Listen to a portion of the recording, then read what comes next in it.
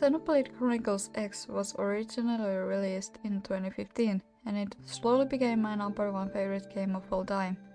Now that the definitive edition of the game is releasing in a few days, I wanted to make a video to hype this game up, since I can't wait to get to explore the planet of Mira once more. So, here's 7 things for you to check off your list to get the game. The story takes place in 2054. Earth was caught in between a war of aliens, and humanity had to escape into space to look for safety. The White Whale, one of the few surviving arcs, wandered in space for 2 years, until the alien forces caught up. The ship took heavy damage and lost control of the flight unit, ending up crash-landing the ship's living unit, called the habitat on a nearby planet, the planet called Mira. The lifeboat, where all the passengers were held in stasis, crash-landed somewhere on the planet as well, and finding that part is our mission as the player. While the story is really space-centered, we don't actually play in the space atmosphere at all. Rather, we actually get to play on the planet and adventure to our heart's content. So, while the story makes the game really sci-fi-esque, the game is for the adventure and fantasy lovers as well. Oh, and the story of the game is a standalone as well, so you don't have to know the story of the main Xenoblade Chronicles games at all.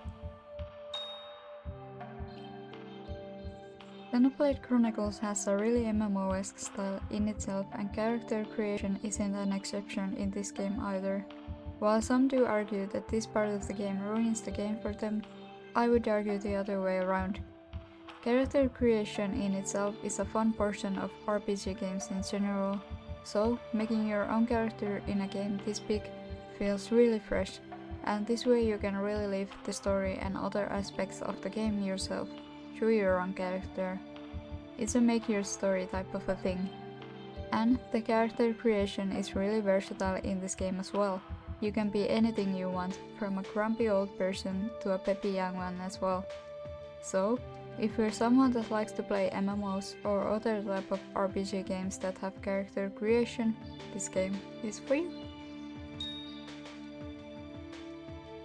Speaking of MMO-esque traits this game has, the battle system is no exception either.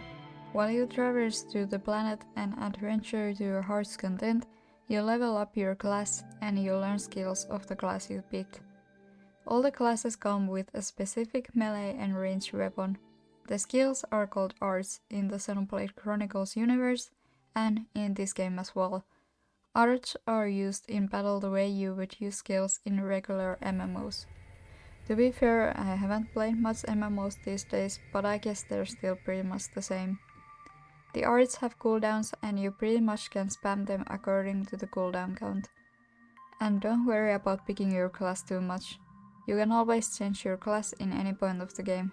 Feel free to try them all and even play multiple classes to the max level.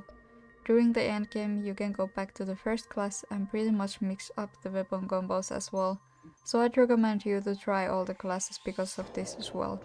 So, if you're someone that likes the battle, class and skill system of MMOs games, this game is for you.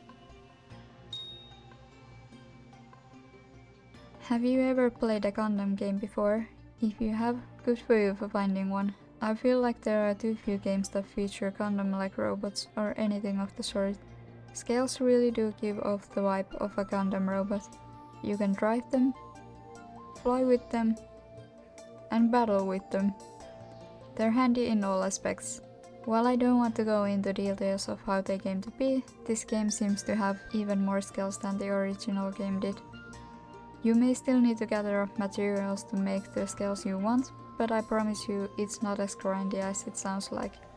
You most likely come up with most of the materials on your journey to Mira anyways. So, if you're someone that likes Gundam, or otherwise is curious about how it feels like to cruise and fly into the distance of the planet, this game is for you.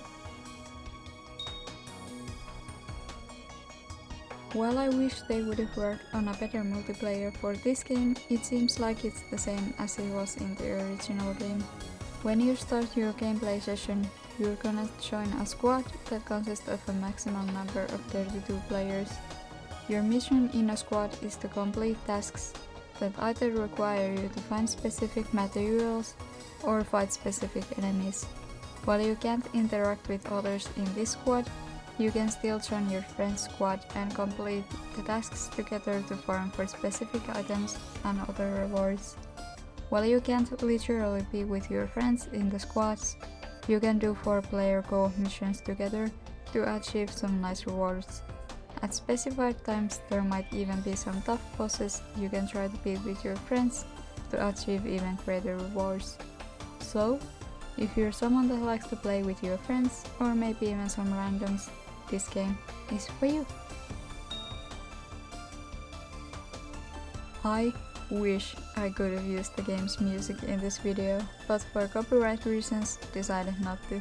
The game's music is composed by Hiroyuki Sawano. In case you're not familiar with the name, if you're a fan of anime, you're most likely familiar with his work. To name a few anime he's worked on music-wise: Attack on Titan, 7 Deadly Sins, and the ongoing, really popular Solo Leveling. As someone who's a huge fan of his work, I'd also love to name something like Recreators, Seraph of the End, and Cabaneria of the Iron Fortress as well, though they're a little bit more unknown to most. In my case, the funny thing is that before all this anime, I heard Sawano-san's work through this game, and ever since then I've been a huge fan of his work. He's a really talented composer, so if you're someone that cares a lot about music in a game, this game is for you. The game features a beautiful open world without any loading screens in between. The world of the game is divided into 5 different continents: Primordia, Noctilum, Oblivia, Sylvelum, and Goldrose. By this point you must have played an open world game before in your life, most of which were inspired by the Nintendo Switch's Zelda game Breath of the Wild. Believe it or not, the development studio of Xenoblade Chronicles X and the definitive edition of the game as well, Monolith Soft, were the ones that helped create the world of Breath of the Wild as well.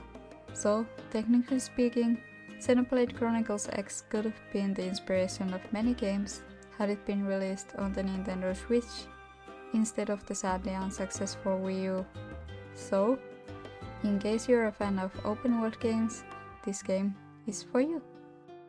Did you find an aspect of the game that you'd like?